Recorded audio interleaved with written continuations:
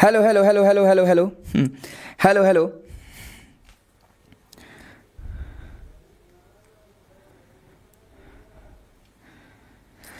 ठीक है, तो यहाँ से वॉइस प्रॉब्लम अब ठीक हो गई है। थोड़ा सा वॉइस जो मेरा माइक था वो बंद रह गया था। मैं फिर से जो मैंने बोला मैं आपको बता दूंगा भाई, दोबारा से आपको बता दूंगा। वॉइस वॉइस ठीक है, चलो कोई बात नहीं भाई। मैं दोबारा से वो बात अपनी रिपीट कर रहा हूं। मैंने जो ये माइक था वो ऑफ रह गया था गलती से, तो मैं फिर से आपको बता रहा हूं हमारा जो टारगेट है वो 80 से 80 नंबर कैसे लाने का है। इसके लिए मैं आपके बीच में आया हुआ हूं और आपसे स्ट्रेटजी शेयर किया था कि पहले मैं आपको फिजिक्स पढ़ाऊंगा, उसके बाद केमिस्ट्री पढ़ाऊंगा, उसके बाद बायोलॉजी पढ़ाऊंगा। एक बार पहले हम पूरे टॉपिक वाइज पढ़ेंगे जहां से चीजें आपको बहुत ज्यादा याद हो जाएंगी, क्योंकि हम यहाँ डिटेल में पढ़ रहे होते हैं। इसके बाद हम प्रैक्टिस सेट करेंगे, 2 से 3 प्रैक्टिस सेट हमारे रहेंगे। और प्रैक्टिस सेट के बाद देखो, जैसे हमने ये पढ़ लिया, यहां तो कंप्लीट हमने एनसीईआरटी पढ़ ली भाई। एनसीईआरटी का हर एक टॉपिक हमने पढ़ लिया। पहली बात तो है पेपर एनसीईआरटी से ही आएगा। इसके बाद कैसे क्वेश्चन पूछेगा, क्वेश्चन पूछने की फ्रेमिंग क्या रहेगी, ये इसके बाद हम चेक कर रहे होंगे। ठीक है, समझ में आ गई बात? तो भैया बस एक ही काम करना है, जितनी भी मैं साइंस की क्लास लाऊंगा वो सारी क्लास अगर आपने देख दी तो मैं आपसे ये बोलता हूं आपके 75 प्लस नंबर तो आ जाएंगे। आपने मैथ्स में देखा था 72 या 73 जो नंबर के क्वेश्चन थे वो हमारी सारी क्लासों से मिलकर बने थे। मैंने कम से कम 7 से 8 क्लासें डाली हुई थी भाई, उससे एक भी क्वेश्चन बाहर नहीं था। मैंने ये प्रूफ के साथ भी आपको दिखा दिया है। कहीं आप सोचो कि गुरुजी 7 तारीख की सुबह 4 बजे को आएंगे और 4 बजे आके हमें कुछ घोल के पिला देंगे और पेपर वहीं से आ जाएगा, ऐसा नहीं होता है। हमें तैयारी अभी से करनी होगी। 80 से 80 वाला बच्चा भी क्लास को देख रहा होगा। और आपके साथ मैंने एक ही चीज बोली है भाई, आपसे मैं कुछ भी नहीं मांगता हूं, एक चीज मांगता हूं कि वीडियो को अपने दोस्तों तक शेयर करो। हर एक घर में जो विद्यार्थी 10th में पढ़ता है या 9th 10th 11th 12th में पढ़ता है या आर्मी की तैयारी कर रहा है उत्तराखंड के अंदर, ये चैनल उसको भेज दो, उसके लिए कारगर सिद्ध होने वाला है। बस आपकी सिर्फ इतनी सी मुझे क्या चाहिए, मदद चाहिए। ठीक है, okay sir, okay sir, okay sir. आज के दिन में 2 चैप्टर पूरे करेंगे केमिस्ट्री का पहला टॉपिक, दूसरा टॉपिक मोस्ट इंपोर्टेंट टॉपिक रहने वाले हैं। आपको मेरे साथ इनको देखना है। साइंस आती है पर रिवीजन कर रहा हूं। हाँ भाई, सभी ऐसा कर रहे हैं इस समय।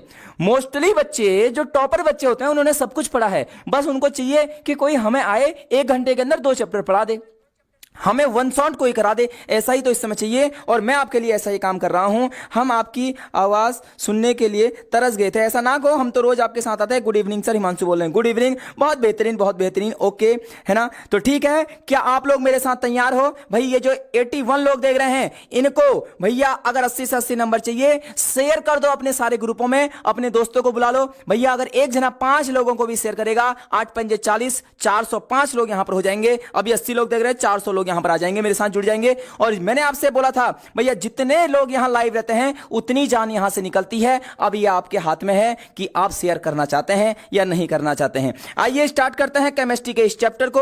बेहतरीन तरीके से केमिस्ट्री रहने वाली है मेरे दोस्त, है ना। हर एक चीज बेहतरीन तरीके से होगी। बस एक ही चीज करना है, मेरे साथ साथ चीजों को देखना है, मेरे साथ साथ चीजों को देखते रहना है। और जो चीज आपको इंपॉर्टेंट लगे उसे नोट करते रहना है। मैं फिर आपको दिखा देता हूं भाई, हर एक चीज यहां पर लिखी हुई है। पहला चैप्टर जो है, देखो ध्यान से देखना, रासायनिक समीकरण संतुलित कैसे किया जाता है। इसके बाद रासायनिक अभिक्रिया के प्रकार इंपोर्टेंट है, ध्यान देना। ये ध्यान दो भैया क्या क्या चीजें कैसे होती हैं। उष्माक्षेपीय अभिक्रिया किसे कहते हैं, उष्माशोषी अभिक्रिया किसे कहते हैं, वियोजन अभिक्रिया किसे कहते हैं, विस्थापन अभिक्रिया किसे कहते हैं, द्विविस्थापन अभिक्रिया किसे कहते हैं, अपचयन उपचयन अभिक्रिया किसे कहते हैं। इसके बाद हम पढ़ेंगे भैया ऑक्सीकरण, संक्षारण किसे कहते हैं, विकृत गंधिता किसे कहते हैं। ये पहले टॉपिक का है भैया, पहले चैप्टर का है। तो हमारा टारगेट रहेगा आज के दिन हम 2 चैप्टर पूरे कर दें, और इस चैप्टर को पूरा करने में आपका पूरा सहयोग रहना चाहिए। मैं फिर बोल रहा हूं, जितने विद्यार्थी जुड़े हैं भाई 80 से 80 नंबर आएंगे यदि आप लोग मेरे सारी क्लासों को पढ़ते हैं। ठीक है, मैं उन विद्यार्थियों से नहीं कहूंगा कि 80 से 80 आएंगे जो स्टार्टिंग में आएंगे 5-10 मिनट पढ़ेंगे, हर एक क्लास में ऐसा करेंगे, उनको मैं कभी ऐसा नहीं कहूंगा। लेकिन जो शुरू से लेकर लास्ट तक पढ़ेगा भैया उसको गारंटी मैं दे रहा हूं 75 प्लस इस क्लास से आएगा।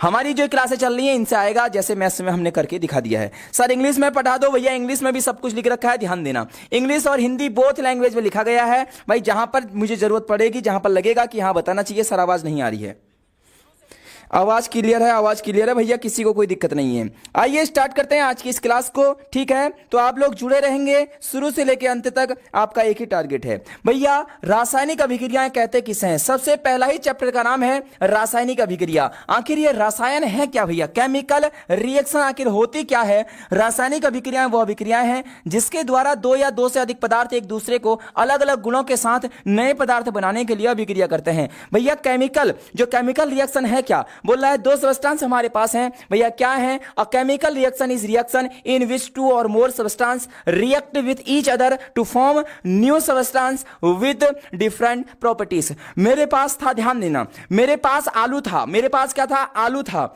मेरे पास, ध्यान देना, आलू था और मेरे पास दूसरी क्या थी? लौकी थी। मैंने दोनों को मिलाया, मेरे पास नया सब्जी मिल गई, आलू और लौकी की सब्जी मिल गई। यही केमिकल रिएक्शन कह रहा है।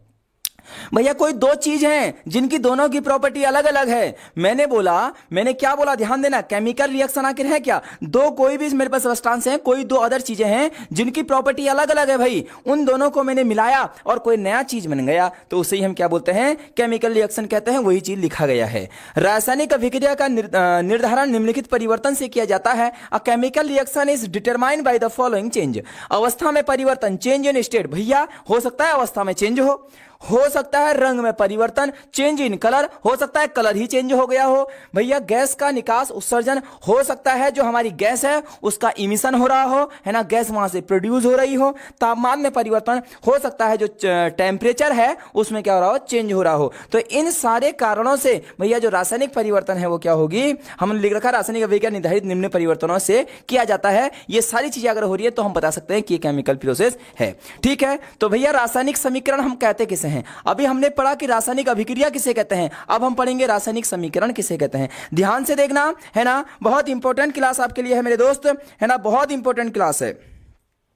लैग कर रहा है? लैग नहीं कर रहा है मेरे दोस्त, बिल्कुल भी लैग नहीं कर रहा है। ऐसा मत कहो लैग बिल्कुल भी नहीं कर रहा है, बिल्कुल लैग नहीं कर रहा है। भैया रासायनिक समीकरण, केमिकल इक्वेशन कहते किसे हैं? एक रासायनिक समीकरण में प्रतीकों और सूत्रों के रूप में रासायनिक अभिक्रिया को प्रतीकात्मक रूप से लिखा जाता है, जिसमें अभिकारकों के बीच योग का चिन्ह लगाकर बाएं ओर उत्पादों के दाईं ओर लिखा जाता है। भैया ध्यान देना, क्वेश्चन कह रहा है कि हमें क्या बोल रहा है कि भैया सबसे पहले तो जो ये चिन्ह है, एक चिन्ह लगाया जाता है, रिएक्शन जहां पर से होगी, जहां से नया चीज बनेगा वहां पर एक तीर का निशान लगाते हैं, और आगे वाले को हम क्या बोलते हैं? भैया अभिकारक बोलते हैं। मेरे दोस्त क्या बोलते हैं? अभिकारक बोलते हैं। गुरुजी इसको क्या बोलते हैं? रिएक्टेंट बोलते हैं। मेरे दोस्त क्या बोलते हैं? रिएक्टेंट बोलते हैं। मेरे दोस्त क्या बोलते हैं? रिएक्टेंट बोलते हैं। गुरुजी ये क्या है? एमजीओ, ये नया प्रोडक्ट बन गया है मेरे दोस्त, यह उत्पाद बन गया है। हमने मैग्नीशियम, एमजी और O2 ऑक्सीजन को आपस में मिलाया मेरे दोस्त, बन गया मैग्नीशियम ऑक्साइड। क्या बन गया? मैग्नीशियम ऑक्साइड बन गया। इसका मतलब दो चीजें हमने मिलाई, मैग्नीशियम की प्रॉपर्टी अलग होती है, ऑक्सीजन की प्रॉपर्टी अलग होती है, दोनों को मिलाया तो जो भी हमारे पास धातु थी उसका ऑक्साइड बन गया, मैग्नीशियम ऑक्साइड बन गया। और यह उत्पाद है, हमने जो उत्पादित किया है, हमने जो नया पदार्थ बनाया है, जो नया प्रोडक्ट बनाया है, वही मेरे दोस्त क्या है? इसको हम क्या बोलते हैं? उत्पाद कहते हैं। तो ध्यान देना, मैग्नीशियम को ऑक्सीजन के साथ जलाया तो मैग्नीशियम ऑक्साइड बन गया। पहला 1 नंबर का क्वेश्चन लिखना। क्वेश्चन कहता है बताओ क्या होता है जब मैग्नीशियम को ऑक्सीजन के प्रेजेंट में जलाया जाता है? मेरे दोस्त एमजीओ बनता है, मैग्नीशियम ऑक्साइड बनता है। क्या बनता है? मैग्नीशियम ऑक्साइड बन जाएगा, मैग्नीशियम ऑक्साइड। 1 नंबर का क्वेश्चन यहां से आपसे पूछ सकता है।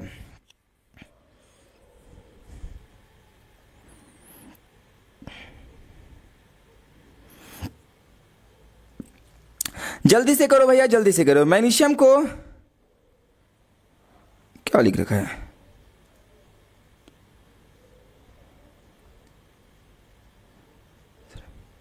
Subscribe, hello sir.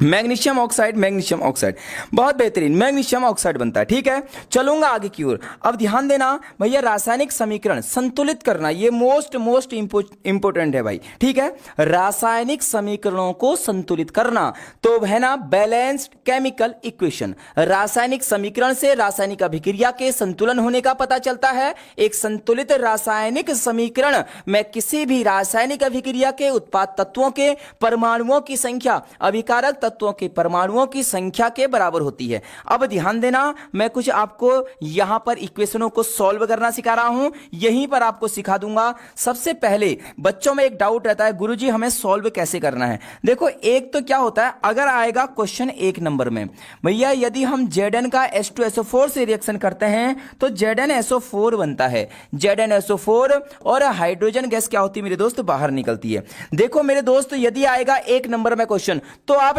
Direct solve कर लेना, ये नहीं कि आप टेबल बना के कर रहे हैं। यदि आएगा एक नंबर में आप डायरेक्ट कर सकते हो। ध्यान देना, यहां Zn कितना है गुरुजी, Zn 1 है, यहां भी Zn कितना है 1 है। मेरे दोस्त ध्यान से बताओ, यहां S कितना है, यहां S 1 है, यहां भी S 1 है। ध्यान से बताना O कितना है गुरुजी, O 4 है, O 4 है। गुरुजी H कितने हैं 2 हैं, यहां भी H 2 हैं। भैया सारे के सारे एलिमेंट तो आपस में इक्वल हैं, तो इसका मतलब क्या हो जाएगा मेरे दोस्त, यह रिएक्शन तो पहले से ही बैलेंस है। यह रिएक्शन क्या है मेरे दोस्त, पहले से ही बैलेंस है।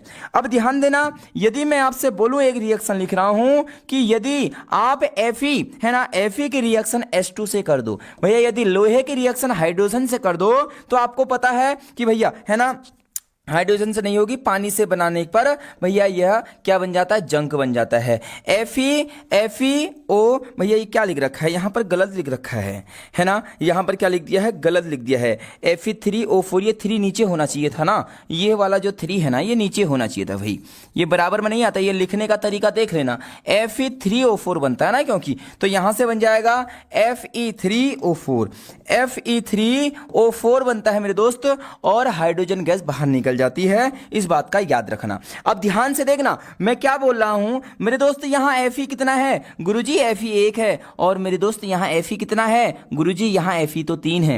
मेरे दोस्त यहां भी Fe को 3 बनाना पड़ेगा ना, तो यहां 3 से हम क्या कर देंगे, गुणा कर देंगे। तो जल्दी से बताओ यहां Fe कितने हो गए गुरुजी 3, यहां भी Fe कितने हो गए, 3 हो गए।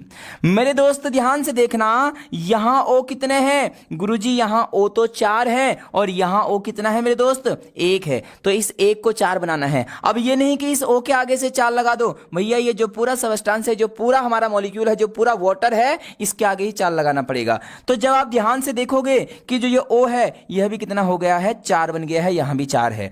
मुझे ध्यान से बताओ यहां हाइड्रोजन कितना बन गया है, 4 दूनी 8, 2 तो ये थे, 4 आगे से लिखा है, 4 दूनी 8, यहां हाइड्रोजन कितना है, 2 है। इस 2 को 8 बनाने के लिए 4 से गुणा करना पड़ेगा, तो हाइड्रोजन भी 4 दूनी कितना हो गया दोस्त, 8 हो गया है। अब इस रिएक्शन को आप देखो, यह रिएक्शन वही लिख रखी है जो मैंने आपके सामने लिखी हुई है। 3Fe, देखो 3Fe plus 4H2O, 4H2O, Fe3O4, Fe3O4, और यहां 4H2 4H2, 4H2, ठीक है। तो भैया अगर एक नंबर में आएगा तो हम ऐसे करेंगे, एक नंबर में आएगा तो ऐसे करेंगे। गुरुजी यदि एक नंबर में ना आए, यह 2 नंबर में आ जाए या 3 नंबर में आ जाए, तो हम क्या करेंगे, तो मेरे दोस्त हमें टेबल बनानी पड़ती है। क्या बनानी पड़ती है, टेबल। हालांकि मुझे नहीं लग रहा है कि ये 3 नंबर में आएगा, हो सकता है 1 या 2 नंबर में, ये पूछ सकता है भाई, ठीक है। टेबल बनाने को बोले तो यही क्वेश्चन को हम दूसरे तरीके से करेंगे, बस स्टेप बाय स्टेप करेंगे। फिर हम क्या करेंगे मेरे दोस्त, स्टेप बाय स्टेप हम इसको करते रहेंगे, ठीक है। हमने क्या करा था, रिएक्शन को दोबारा लिख लेता हूं। हमने किया था Fe की रिएक्शन किससे किया था, पानी से किया था, और जैसे ही पानी से करेंगे मेरे दोस्त Fe3O4 बनता है और हाइड्रोजन गैस बाहर निकल जाती है। तो हमें क्या लिखना होता है, एक टेबल बनानी होती है। ध्यान देना, यहां हमें लिखना होता है राइट हैंड साइड, यहां हमें लिखता है लेफ्ट हैंड साइड, ठीक है। ये लेफ्ट हैंड है, ये राइट हैंड है। तो यहां भी हमें 2 टेबल बनानी, टेबल बनाना सिखा रहा हूं, ध्यान देना भाई, ध्यान देना। मैं टेबल बनाना आपको सिखा रहा हूं। बहुत सारे बच्चों को ये समझने में दिक्कत होती है, लेकिन अगर आपने अभी मेरे साथ सीख लिया तो शायद ही आपको दिक्कत होगी, आपको बहुत बेहतरीन तरीके से समझ में आ जाएगा। बस मैं क्या समझाना चाह रहा हूं, उस चीज को थोड़ा सा आप ध्यान से देखेंगे, ठीक है भैया। यहां हम क्या क्या लिखेंगे, ध्यान देना। यहां लिखेंगे अभिकारक, क्या लिखेंगे, अभिकारक, अभिकारक।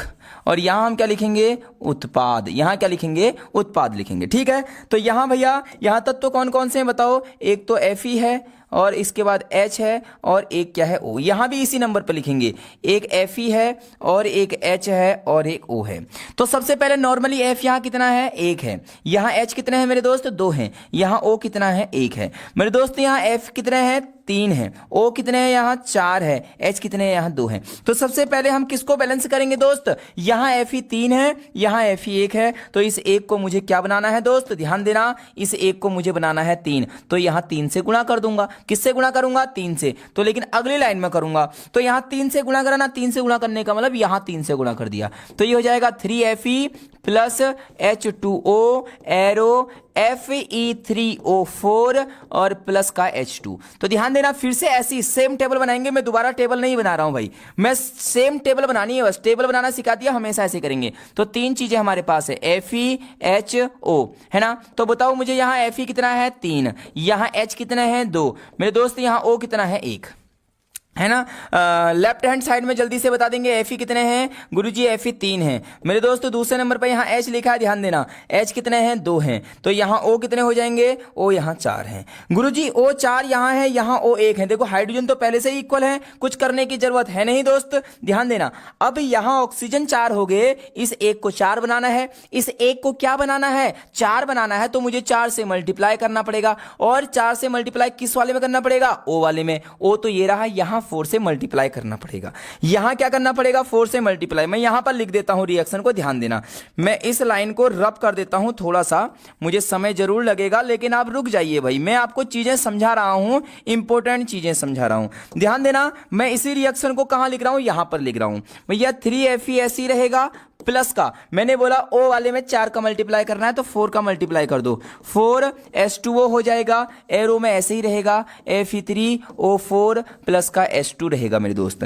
फिर से हमें वही टेबल बनानी है जैसे ये बनाई थी, तो यहां मैं टेबल नहीं बनाऊंगा, जल्दी जल्दी लिख लेता हूं Fe H और O। तो ध्यान देना, यहां भी मैं लिख दूंगा Fe H और O मेरे दोस्त। यहाँ Fe कितना है 3 है, यहाँ Fe कितना है 3 है, यहाँ H कितने हो गए ध्यान से देखना। अब H चेंज हो गए भाई, 4 2 जा 8 हो गए, यहाँ O कितने हो गए 4 हो गए, यहाँ O 4 है, लेकिन यहाँ H कितने हैं 2 हैं गुरुजी। अब तो यहाँ H बिगड़ गए, मैंने बोला जब तक बिगड़ते रहेगा तब तक बनाते रहना है, जब तक सब कुछ बराबर ना हो जाए तब तक हमें चीजों को करते रहना है, बिल्कुल हमें ऐसा करते रहना है। अब बताओ मेरे दोस्त, अब हमें क्या अलग दिख रहा है इन सब में गुरुजी, अब तो हमें इन सब में अलग दिख रहा है H। यहाँ H 8 है, यहाँ 2 है, इस 2 को 8 बनाने के लिए किसका गुणा करूंगा मेरे दोस्त, ध्यान देना, यहाँ 4 का मल्टीप्लाई करना पड़ेगा, 4 का मल्टीप्लाई करना पड़ेगा। तो 4 का मल्टीप्लाई हम करेंगे तो सही, लेकिन अगली लाइन से करेंगे भाई। किस लाइन से करेंगे मेरे दोस्त, अगली लाइन से करेंगे। इस चीज को हम क्या देंगे, ध्यान देंगे, ठीक है। तो अगली लाइन में हमारी जो रिएक्शन है वो पूर्ण रूप से क्या हो जाएगी,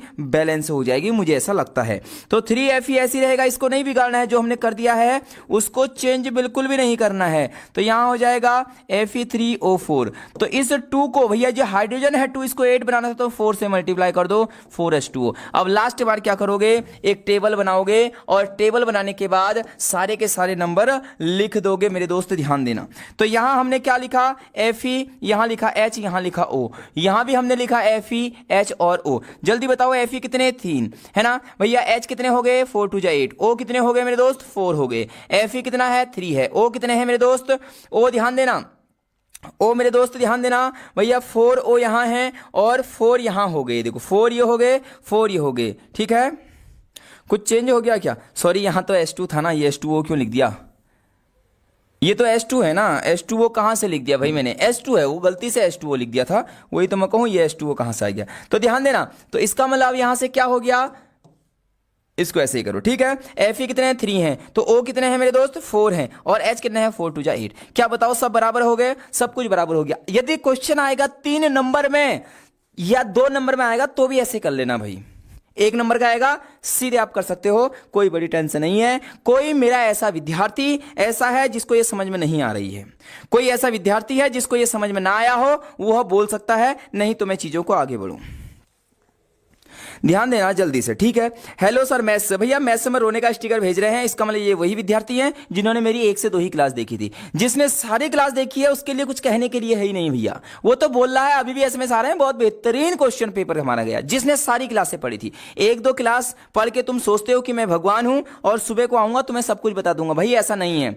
हम भी एक्सपेक्टेड पेपर बना रहे हैं, हमें जो लगता है हम वो डाल रहे हैं, लेकिन इत्तेफाक देखो हमने जो मैथ्स के पेपर में डाला था सब कुछ वही आया था। पता नहीं मुझे क्यों इस बार ऐसा करना पड़ रहा है, रोज रोज ऐसा बोलना पड़ रहा है भाई, पता नहीं विद्यार्थी हैं कि क्या है, मुझे समझ में नहीं आ रहा है, बिल्कुल भी मेरे समझ से बाहर है भाई। आज तक मैंने ऐसा कभी प्रूव नहीं किया था, पहली बार, और लग रहा है कि ऐसा अब ऐसा मत होने देना।